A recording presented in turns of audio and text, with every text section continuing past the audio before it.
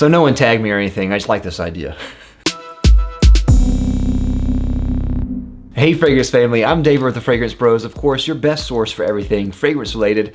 Today I have a video that's kind of been going around recently, and that is on 10 fragrances, 10 designer fragrances that I would keep if I had to throw everything else away. I think this is a great idea, and I wasn't tagged in anything, I don't think. No one told me I was tagged in anything. But I don't really care about that anyway. I'm not gonna tag anyone in the end because I think that's dumb. So anyway, let's just go ahead and get to it. So I have a pretty large collection, and deciding what fragrances to use for this video I thought was gonna be a lot harder than it actually was. This was actually pretty easy for me. And I have a lot of niche fragrances that I reach for on a regular basis. So I was really surprised that I could make this video so easily with the designer fragrances that I have. And these really are some of the best fragrances out there, and easily some of the best fragrances that I have. And these are in no particular order, so let's go ahead and start with one. I'm just gonna grab one down here. So Tomforde Gray Vetiver. Have a full review of this if you want to go watch it. And I'll have links down below as well to all of these videos. I have reviews of most of these. So if you want to go watch more information on it, you can definitely go watch it. Tomforde Gray Vetiver, easily one of the best classy fragrances out there, and that's really why I like this. This is a great, classy, sophisticated scent that has a little bit of a mature vibe, a little bit, but is, I think, really easy to wear, especially in the warmer weather. The Eau de Parfum version, I think, is a little bit better. It's a little bit fuller, richer, has a little bit more of that spicy, creamy quality in there that I really like. The Eau de Toilette version is a little bit more citrusy. So depending on what flavor you like of that, you can go and kind of choose either one. Both are great. All right, next is Voyage d'Hermes by Hermes. Again, I have another review of this. This is one of my favorite go-to dumb reach fragrances. Dumb reach is a phrase that we've used on this channel a long time. So lemon, cardamom, and musk are the main notes in here. And it's just a really, really wonderful, light, fresh scent. It kind of almost smells like just freshly bleached laundry. Has that kind of smell, and I just really, really love that and reach for it a lot. When it turns spring and it's still kind of cool, I think that's the perfect time to wear this. All right, another no-brainer here, no surprise, Dior Homme by Dior. This one is everything that they say it is and more. It has a lipstick vibe to it. Even though it has that kind of feminine iris, makeup-y type of thing there, it's not really a feminine fragrance. It just kind of toys around with the idea of inserting a somewhat feminine overtone into a masculine fragrance.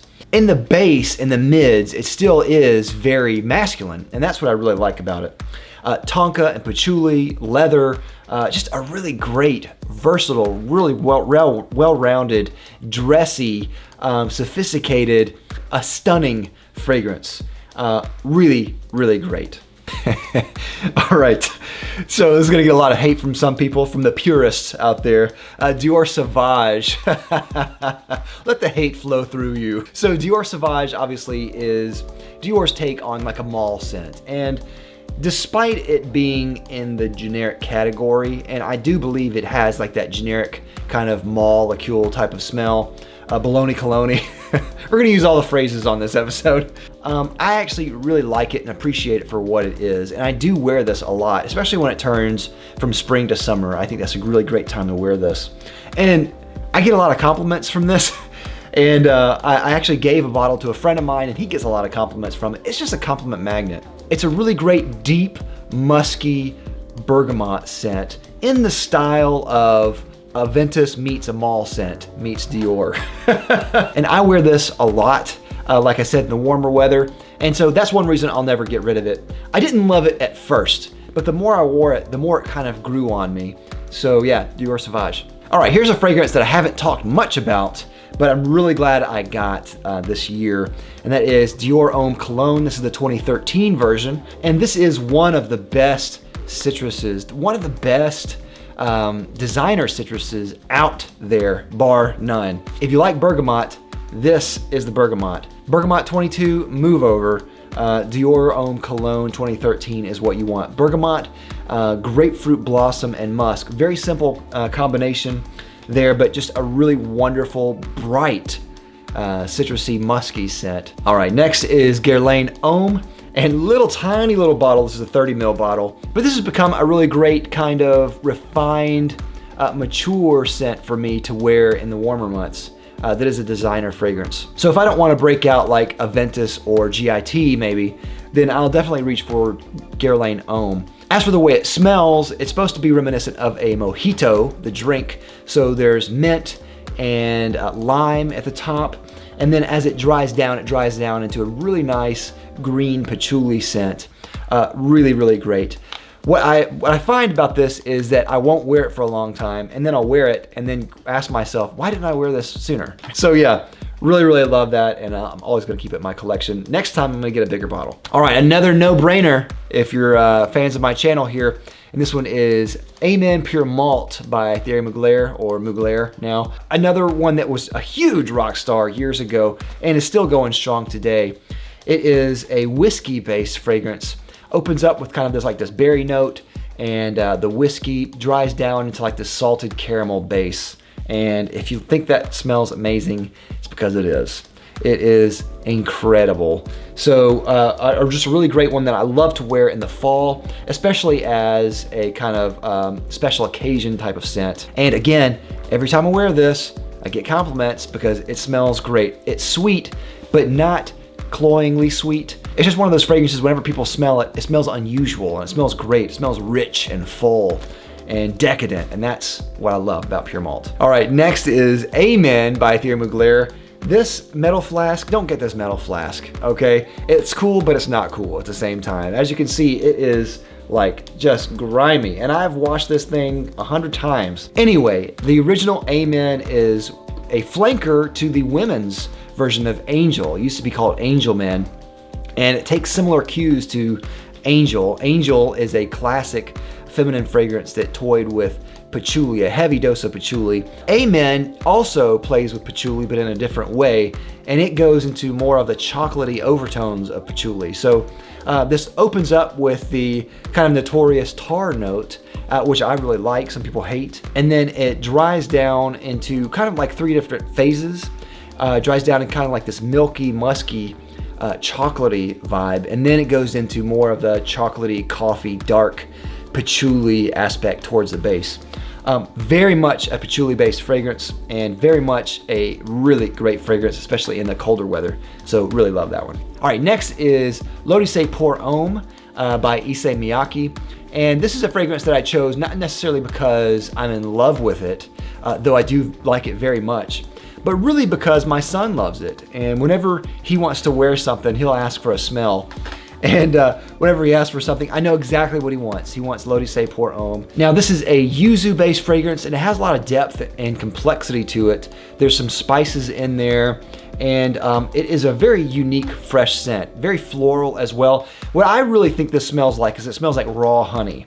If you've bought kind of raw honey from like a local farmer's market or something, you get a very floral, rich, sweet type of honey that is different from the kind of processed clover honey that you get at the supermarket. This has that type of aroma. It does have a honey sweetness on there, but with the floral aspect and with the citrusy notes on there. It lasts a long time for such a citrusy-based fragrance, which is one thing that's really great about this. And I do occasionally wear this in the spring and the summer, but just my son wears it more, so that's one reason I have to have it. All right, 10 is Prada Luna Rossa. And this is a fragrance that I really liked when it first came out, and I really kind of loved the more I've had it recently. And Luna Rossa, I think, is one of those kind of progenitors to like Invictus and a lot of those kind of really crappy aquatic lavender scents, mall scents that have been coming out recently. Prada Luna Rossa got it right. And it's lavender, mint, and I believe some citrus on there as well, lime, I think, and then musk. A lot of lavender and a lot of musk. It's a super clean, fresh scent, very, very relaxing, I think, very laid back, and it's very, very clean. And that's what I really like about this scent. It's clean without being soapy. And Prada, whenever they do a clean scent, they really do it right. And Prada Luna Rossa is probably one of the best clean, fresh scents out there. Okay, and this is number 11. And this is my last choice. It's kind of a bonus here. And I wanted to put this in here because it doesn't necessarily fit in the hardcore designer category like all of these do, but it might be considered by designer by some. It kind of skirts the line, and that is Untitled Chapter. I recently made a video about wearing this on my daughter's birthday, so I really love this scent for every reason that I mentioned in that one. It's just a wonderful, wonderful fresh green scent. It's not necessarily such a clear-cut designer, though Hermes is a designer. Some people might consider this niche. It's kind of in the gray area. So I wanted to mention this as a bonus, but it is a wonderful green mango fresh scent that is an incredible scent. And of course I have to keep this because it reminds me of my daughter. So yeah, Untitled Chapter by Hermes. So that's all I have for these choices. I'd like to thank my sponsor Fragrance X for sponsoring this video. Fragrance X is an online reseller with thousands of legitimate fragrances. I love Fragrance X. I bought from them before and I really recommend them to you. I'll have a link down below to them as well as a coupon. You can find all of these fragrances on Fragrance X's website. So if you want to go check these out, go check them out on Fragrance X. So those are all my choices. What do you think about these? And what are your choices for your 10 fragrances, designer fragrances that you'd have to keep? Let me know. Thanks again for watching. I'll see you next time. I'm Dave with the Fragrance Bros. Bye. Thanks everyone for watching. If you like this video, don't forget to check out my other channel, Beast Made Reviews, where me and a friend review high quality products for men. You might like it. Go check it out.